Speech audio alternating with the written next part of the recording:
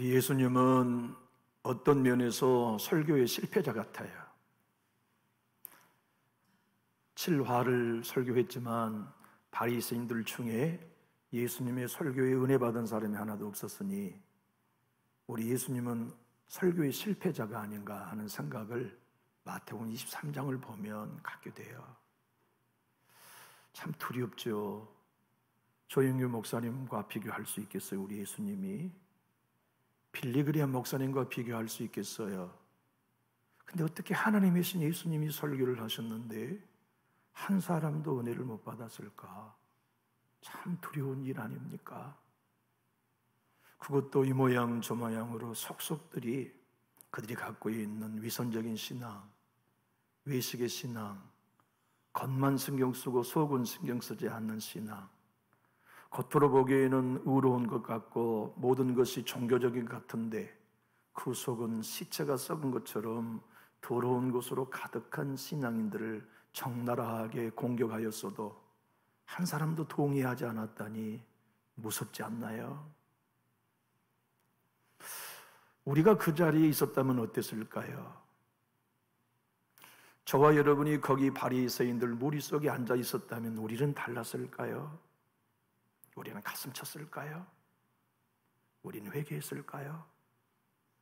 맞아요, 주님, 내가 바로 그런 죄인입니다라고 우리는 우리 주님 앞에 고백했을까요? 그래서 주님이 우셨어요. 어떻게 이렇게 악할 수가 있냐? 어떻게 이렇게 완악할 수가 있냐? 어떻게 이렇게 강팍할 수가 있느냐? 그래서 예수님이 우셨어요. 예루살렘아, 예루살렘아. 우리 주님이 예루살렘을 부르는 것은 평화의 땅 예루살렘 성이 아니에요. 이스라엘 백성 전체를 가리켜 내가 너희를 품으려고 했던 것이 어디 한두 번이었냐? 암탉이 새끼를 품는 것처럼 내가 너희를 품으려 했던 때는 창세기에서부터 지금껏 계속되었다만 너희는 원한 적이 없었다니 이게 웬 말씀입니까? 만약 오늘 우리들에게 이 말씀을 적용한다면 내가 남준육교회 성도 너희를 품으려고 몇 번이나 하였더냐? 그래 너희는 원하지 아니했다고 한다면 우리는 동의할 수 있을까요? 언제 주님이 우리를 품으셨습니까? 그리고 언제 우리가 예수님이 품는 것을 거절했습니까?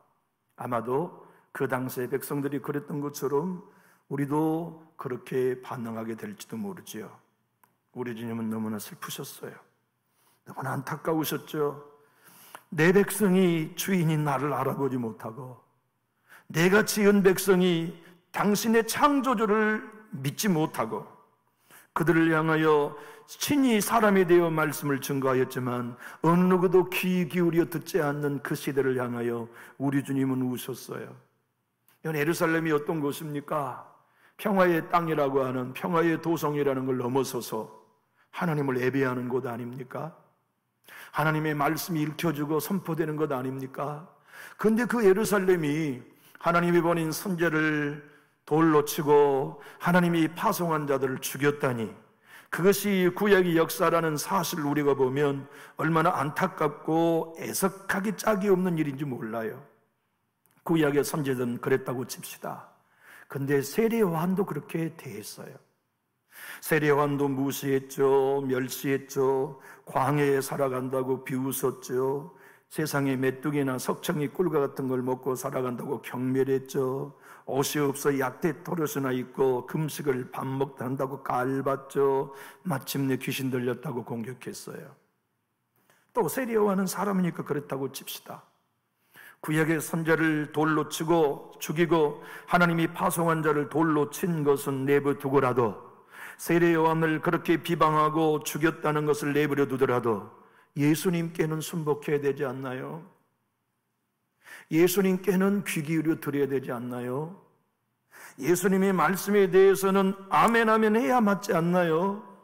그런데 한 사람도 귀 기울여 듣지 않았던 이 이야기를 우리는 어떻게 해석해야 할까요?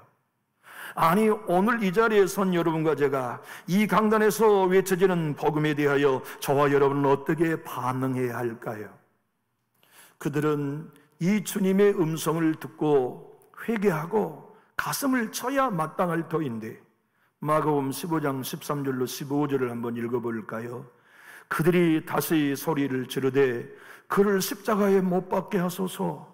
빌라도가 이르되 어찌미냐, 무슨 악한 일을 하였느냐 하니 더욱 소리를 질러 십자가에 못 박게 하소서 하는지라.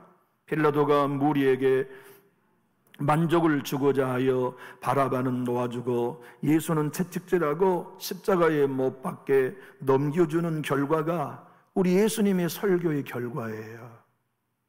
아마 오늘날로 말하자면 설교의 실패자가 맞아요.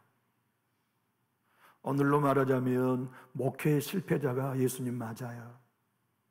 오늘로 말하면 목양에 실패한 분이 예수님 맞아요. 오늘날의 교회 입장에서 보면 인기 없는 설교자가 맞아요. 그분은 그렇게 열매 없는 설교를 마무리하셨어요. 그런데 우리 주님이 우셨다니요, 그럼에도 그들을 포기할 수 없었던 겁니다.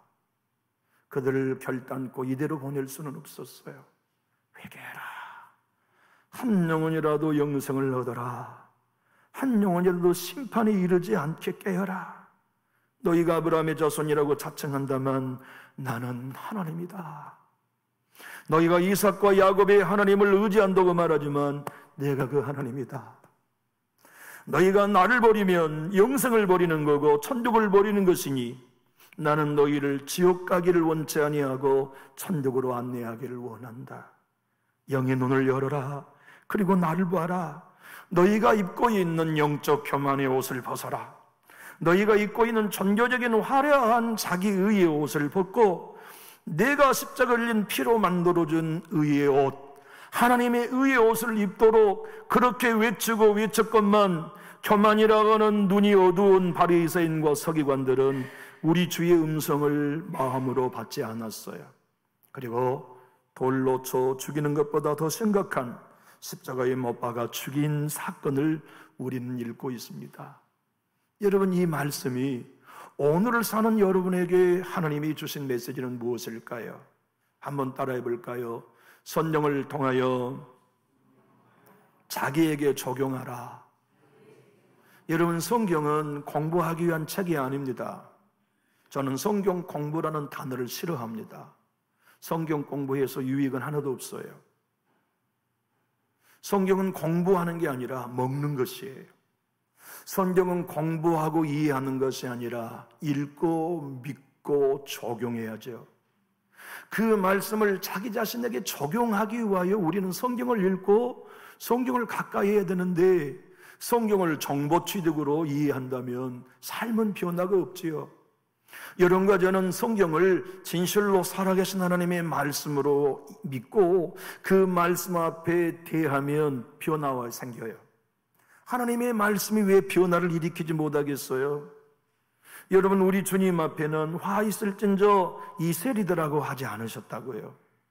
우리 주님은 저주 있을지어다 이 창녀들이여 그렇게 말씀하지 않으셨어요. 모든 면모에 있어서 종교적이고 틈이 없고 허점이 보이지 않는 바리새인들을 향하여 화 있을진저 바리새인과 서기관이여 7번이나 저주한 내용을 우리는 지금 여러 달 동안 읽고 적용하고 있어요. 오늘 본문의 말씀 37절 한번 읽어봅시다. 시작. 예루살렘아 예루살렘아 선지자들을 죽이고 내게 파송된 자들을 돌로 치는 자여, 암탉이 그 새끼를 날개 아래 모음같이 내가 내 자녀를 모으려 한 일이 몇 번이더냐. 그런 너희가 원하지 아니하였도다. 여기 계신 성도 여러분, 주님 나에게 어떤 말씀을 하시든지 저는 주의 말씀을 듣고 은혜 받겠습니다 하는 마음이 준비가 되셨다면 우리 크게 아멘 하실까요? 성경을 통해 우리가 배워야 할 바는 그것입니다. 주님, 내가 예수님 앞에 있었다면 어쩌면 나도 그들과 똑같았을 것이지만 주님이 이 바리새인들과 서기관의 완악함을 통하여 내게 일러주신 대로 오늘 너는 내 말씀을 들을 때 은혜 받을겠느냐? 오늘 너는 이 말씀을 들을 때 네 자신으로 적용하겠냐?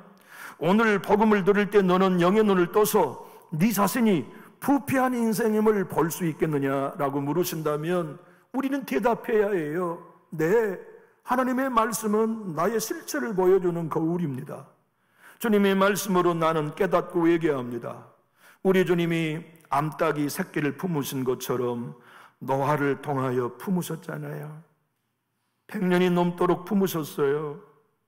소돔과 고모라가 유황불로 타기 전에 우리 하나님은 품으셨어요. 천사를 통하여 품으시고 아브람을 통하여 품으시고 롯을 통하여 품으셨어요. 바벨탑을 만들어 하나님을 대적할 때에도 언어를 혼잡케 하여 품으셨어요. 우상을 숭배하여 하란 땅에 살던 아브라함을 택하여서 하나님이 당신의 백성을 품으시고 연약한 예수를 닮은 이삭과 간사한 우리의 진정한 참모습인 야곱을 통해서도 우리 모두를 증거 품어오신 성경의 역사, 구약의 역사가 곧 암탉 하나님의 사랑의 표현 아닙니까? 우리 모세를 통하여 이스라엘 백성을 품으신 하나님, 여호수아를 통하여 품으셨고 16명의 사사를 통하여 품으셨고 왕들을 통하여 그리고 수많은 선지자들을 보내어 품으셨건만 한 번도 당신의 백성들은 원하지 않았다니 이게 웬일입니까? 우리 예수님은 성경을 잘못 해석하신 걸까요? 내가 그토록 품기 원했지만 너희는 한 번도 원하지 않았다는 말씀이 도대체 이게 동의될 얘기냐고요. 예수 믿고 교회에 나와 신앙하는 여러분과 제가 오늘에 이르러 주님이 이렇게 말씀하신다면 우리는 너무나 곤란해야 할 거예요. 우리는 하나님의 말씀을 품으려고 하는 마음이 있나요? 우리는 주님이 지적하고자 하신 것에 대하여 스스로 동의하며 품을 수 있는 마음의 준비가 되었나요? 주님이 우리의 진정한 모습을 보이시고 지적하시며 책망하신다면 도망가지 아니하고 마음의 문을 닫지 아니하고 악감을 품지 않고 맞아요 주님, 주님의 지적이 오라여 나에게 영적 깨달음을 주세요 하는 마음이 우리에게 있나요? 주님은 이사야 31장 5절을 통하여 미리 이렇게 외치셨어요. 새가 날개치며 그 새끼를 보호함같이 나 만군의 여호와가 예루살렘을 보호할 것이라. 그것을 호위하여 건지며 뛰어넘어 구원하리라고 하셨지만 그들은 이 말씀을 귀 기울여 듣지 않았어요. 그래서 멸망했다가 회복했잖아요. 그런데 지금 그 예수님이 오셨는데, 하나님이 오셨는데 듣지 않아요. 제가 책을 읽어보니까요, 미국의 농장에 불이 났는데 다 타고 병아리를 까가지고 키우고 있는 암탉도 타서 죽었더래요. 그런데 농장 주인이 다 탄 걸 치우다가 죽어있는 암탉을 탁 치웠는데 암탉이 다 털이 밖에는 탔는데 그 품 안에 병아리 새끼들이 살아있더래요. 이 미물도 불타니까 자기 병아리 새끼를 살리려고 품었던 거예요. 주님이 이 얘기 하시는 거 아닙니까? 나 너희 지금도 품은다. 너희 나 버리지만 나 너희 품은다. 너희는 나를 십자가에 못 박으러 외치지만 나는 품는다. 나 예수는 너희를 품는 암탉이다. 너희가 원해야 구원이 너희 것 되지 않겠느냐. 너희가 너희의 의의를 버리고 하나님의 의 앞에 굴복해야 영생이 너희 것 아니겠냐. 우리 주님이 이 품꾼 비유, 농부와 품꾼의 비유, 포도원 품꾼의 비유를 마태복음 21장 35절로 39절에 이렇게 말씀했죠. 함께 읽어봅시다. 농부들이 종들을 잡아 하나는 심히 때리고 하나는 죽이고 하나는 돌로 쳤거늘. 누구 얘기입니까? 구약의 너희 조상들이 내가 보는 선제를 그렇게 했단 얘기입니다. 36절 다시 다른 종들을 처음보다 많이 보내니 그들에게도 그렇게 하였는지라. 후에 자기 아들을 보내매 이르되 그들이 내 아들을 존대하리라 하였더니 농부들이 그 아들을 보고 서로 말하되 이는 상속자니 다 죽이자. 그의 유산을 차지하자 하고 이에 잡아 포도원 밖에 내쫓아 죽였느니라. 내가 바로 그 아들이다 하리. 너희가 나를 죽이게 될 것이라고 하는 이 안타까운 설교를 우리 주님이 하셔야 했단 말이죠. 여러분, 주님께서 내 집을 황폐하게 하겠다고 하시는 너희 집은 어떤 곳입니까? 예루살렘 성전입니다. 그리고 우리 주님께서 말씀하신 대로 내 주님은 이 돌이 이 성전의 돌 위에 하나도 남지 않게 내가 다 허물겠다고 말씀하셨는데, 마태복음 24장 2절의 말씀, 다음 장의 2절의 내용을 한번 읽어보겠습니다. 대답하여 이르시되 너희가 이 모든 것을 보지 못하느냐? 내가 진실로 너희에게 이르노니 돌 하나도 돌 위에 남지 않고 다 무너지려니와. 이 예언의 말씀은 예수님이 승천하신 뒤 35년에 일어났습니다. AD 70년에 로마가 정복하면서 성은 완전히 무너졌어요. 성전은 완전히 회피됐죠. 지금 여러분 이스라엘 성지순례를 가서 통곡의 벽 앞에 서는 건 AD 70년 우리 주님이 그렇게 눈물로 외치셨던 음성을 듣고 회개하지 않아서 무너난 남은 잔재입니다. 그리고 아직 그곳에 성전은 회복되지 못하고 있지 않나요? 교회 여러분, 내 주님은 이렇게 말씀하십니다. 찬송하리다. 주의 이름으로 오시는 이 할 때까지는 너희가 나를 보지 못하리라. 그 말씀은 내가 재림할 때까지 너희는 이제 나 못 본다. 내가 재림할 때 찬송하리로다 주의 이름으로 오시는 이여라고 말할 때 너희는 그 자리에 있지 않게 될 거다. 너희는 그 자리에 나의 심판을 받아야 한다고 하시는 오묘한 선포를 주님이 바리새인과 사두개인들에게 마지막 하신 경고였죠. 그러나 그들은 듣지 않았어요.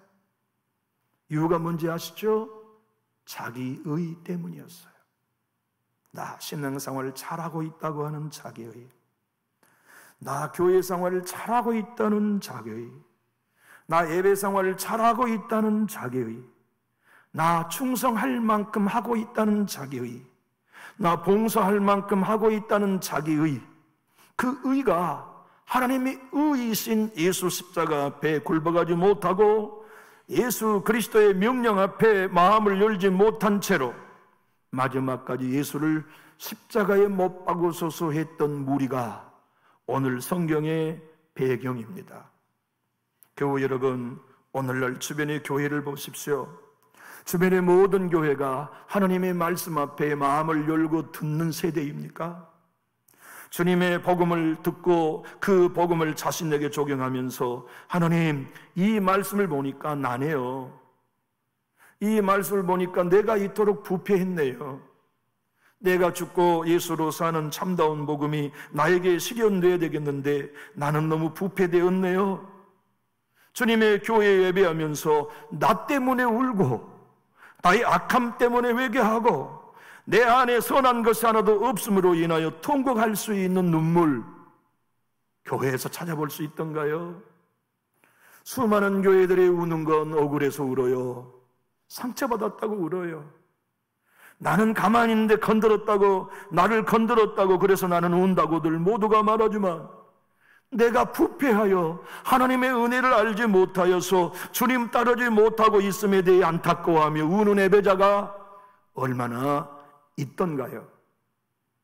주님은 오늘 본문 말씀 38절로 39절에 이렇게 말씀하셨어요. 함께 읽어봅시다. 보라, 너희 집이 황폐하여 버려진 바 되리라. 내가 너희에게 이르노니 이제부터 너희는 찬송하리로다. 주의 이름으로 오시는 이 할 때까지 나를 보지 못하리라 하시니라. 성도 여러분, 우리 주님 재림하실 때 찬송하리로다. 주의 이름으로 오신 예수님을 영광의 주님으로 맞이하는 우리 모두가 될 수 있기를 예수님 이름으로 축복합니다. 우리가 그날의 영광의 주님을 찬송하리로다고 맞이하지 못하면 그때 주님은 심판의 주님으로 대하시게 될 거예요. 그렇기 때문에 저와 여러분이 선정을 통하여 이해하고 믿어야 될 것은 나를 그 말씀에 적용하는 법을 배우는 겁니다. 설교자인 제가 설교하기 위해서가 아니라 이 말씀과 모든 성경을 읽을 때 저 자신을 거기에 적용하고 내가 부패한 사람인 걸 인정하는 것, 그게 제가 해야 할 일이요, 성경을 연구할 때 가져야 할 태도이며, 성도 여러분도 이 말씀을 읽을 때나 들을 때나 맞아요, 내가 그토록 강팍한 존재입니다를 인정하여 자신에게 적용하는 법을 배우는 게 경건한 그리스도인입니다. 여러분, 우리는 너무나 우리 자신을 정직하게 보지 않아요. 그리고 타인에 대하여 정직하게 보려고 하죠. 우리는 우리 자신에 대하여 하나님의 말씀을 기준으로 삼아 우리 자신을 진면목으로서 인정하려 하지 않죠. 누구나 다 이기적이고 자아의 생명은 그런 일을 하는 존재이기 때문이죠. 그런 이들을 향하여 우리 주님은 포기하지 아니하고 화 있을지어다 칠 화를 설교하면서도 주님이 원하시는 것은 단 한 사람이라도 회개하기를 원하는 것이었죠. 주님은 이사야를 통하여 우리에게 미리 이렇게 말씀하셨습니다. 49장 15절을 크게 한번 읽어봅시다. 여인이 어찌 그 젖먹는 자식을 잊겠으며 자기 태에서 난 아들을 긍휼히 여기지 않겠느냐. 그들은 혹시 잊을지라도 나는 너를 잊지 아니할 것이라. 이 하나님의 사랑 앞에 저와 여러분, 우리 있는 모습 그대로 숨기지 말고 뛰어들어서 그 모든 허물을 덮어주시는 예수로 옷 입는 진짜 그리스도인들이 다 될 수 있기를 우리 주 예수님 이름으로 축복합니다. 여러분, 왜 우리 예수님께서는 그들을 싹 쓸어버리지 않으셨을까요? 생각해 보세요. 천지를 창조하신 그분이 왜 그들의 영의 눈을 확 단번에 그냥 열어가지고 우리 예수님이 하나님이신 것을 보게 하지 않으셨을까요? 그들의 강팍함을 우리 주님이 무슨 무술 고수가 장풍 하나 가지고 사람을 넘어뜨리는데 우리 주님이 왜 그들의 마음의 강팍함을 장풍 하나로 밀어뜨려 허물어 낼 수 없었을까요? 다 그렇게 하실 수 있었겠지만 우리 주님은 과거의 구약에도 그렇고 당신의 시대도 그렇고 지금도 그렇고 절대로 문을 열기까지는 침범하지 않으세요. 우리에게도 마찬가지입니다. 우리 교회를 우리 하나님께서 찾아오셔서 목사와 성도 여러분들의 인격과 삶을 확 열어젖혀서 영의 세계로 입문시켜 주시면 얼마나 복될까요? 근데 하나님은 그렇게 하지 않으세요. 왜냐하면 자원한 예배를 원하시기 때문에 그래요. 나 사랑하되 자원하며 사랑해라. 나 따라오되 자원하여 따라와라. 아멘하되 자원하여 아멘해라. 말씀이 은혜 받되 자원하여 은혜 받아라.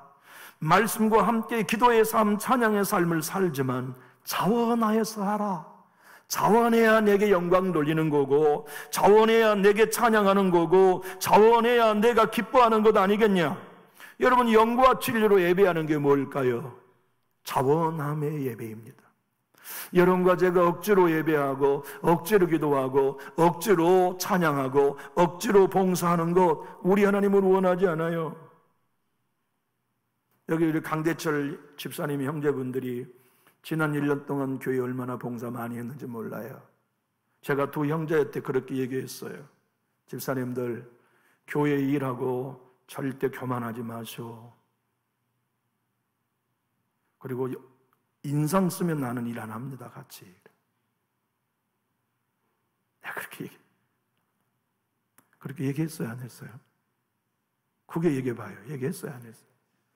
교회 일은 자원함이어야지 억지로 하는 건 나는 원치 않아요. 그래서 내가 두 번째 그렇게 얘기했어요. 주님의 교회 일은 기쁨으로 해야지 억지로 하면 안 되고 자기 의의를 쌓으려고 하면 안 돼요. 두 분이 인상이 험하게 되면 나는 절대 안 부려요. 그렇게 얘기했는데 우리 동생 집사님이 진짜 성품이 참 좋아요.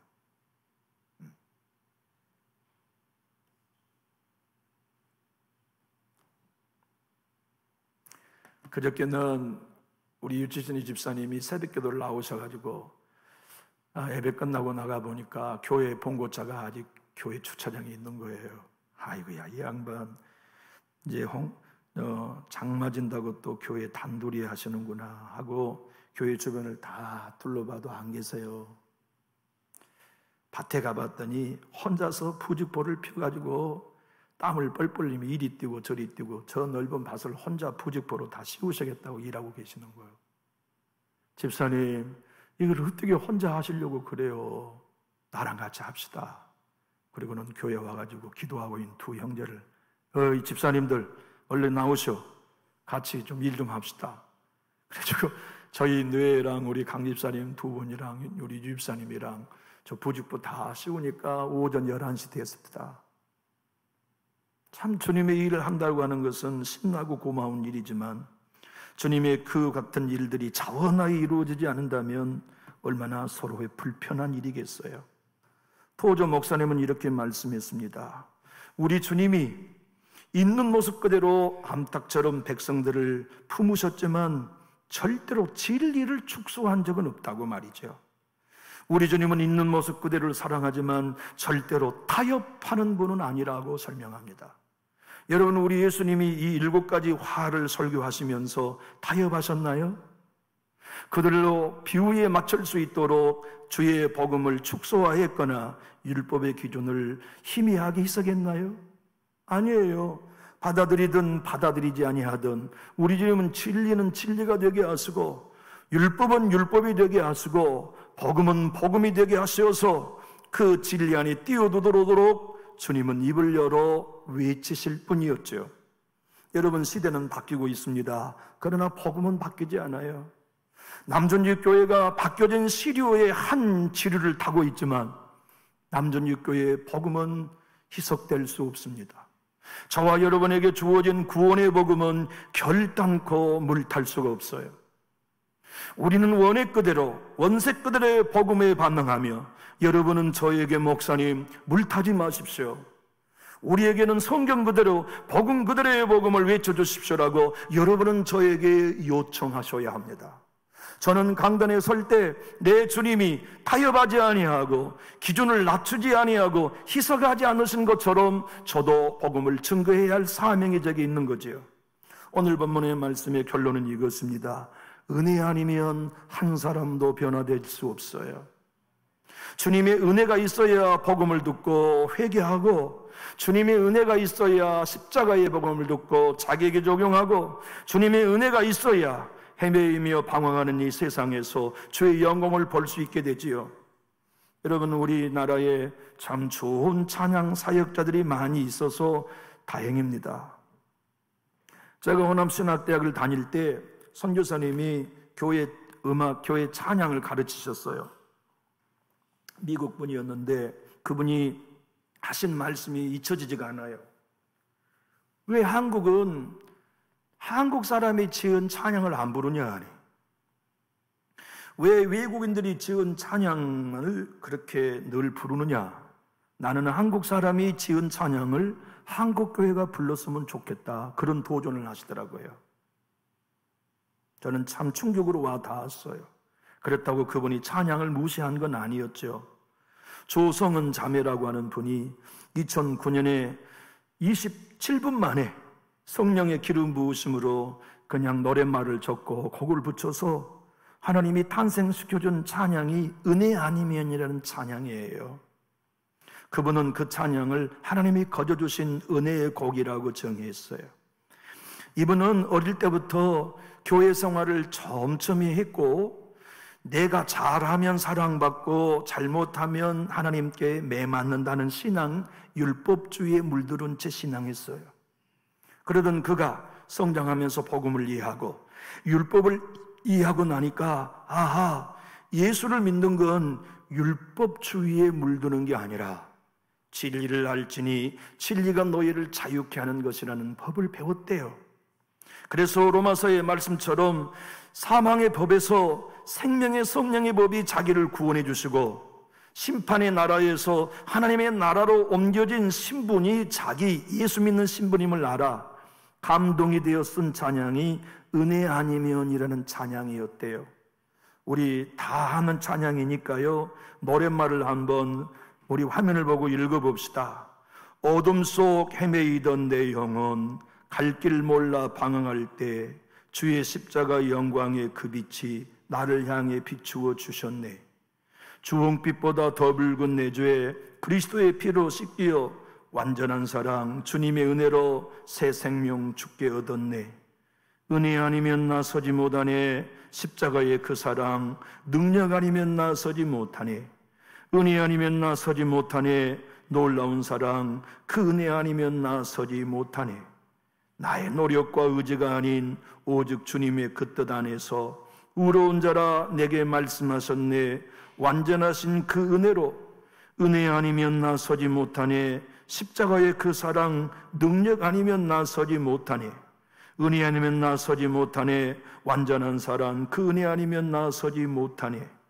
이제 나 사는 것 아니요 오직 예수 내 안에 살아계시니 나의 능력 아닌 주의 능력으로 이제 주와 함께 살리라.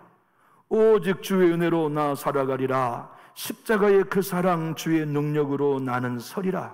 주의 은혜로 나 살아가리. 십자가 사랑 그 능력으로 나 살리라.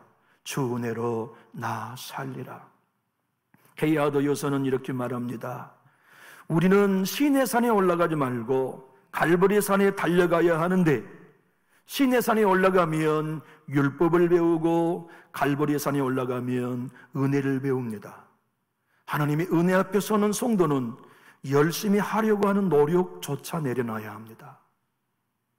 주님의 은혜를 맛보는 신앙에는 충성스럽게 신앙하겠다는 것조차도 내려놓고 정직하게 은혜 앞에 마음의 문을 열면 은혜가 당신의 삶을 변화시켜 가실 것입니다.